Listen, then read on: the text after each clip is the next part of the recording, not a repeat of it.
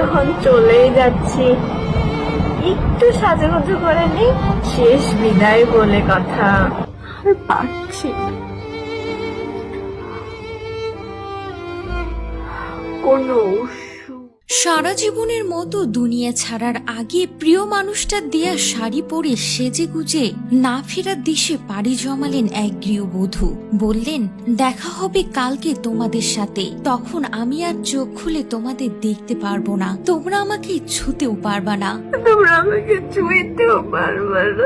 পরকালে কি শাস্তি হবে আমি জানি না, তবে দুনিয়াতে যে শাস্তি পেয়েছি তার থেকে হয়তো বেশি পাবো না। হ্যাঁ ভিউয়ার্স, ফেসবুক লাইভে এসে কাঁদতে কাঁদতে কষ্টের কথা জানিয়ে এক গৃহবধূ পরপারে পাড়ি জমালেন। শেষবারের মতো ছুঁইতে পারলাম না। তার লাইভ ভিডিও দেখে এখন গোটা বিশ্ব শুধুই কাঁদছে।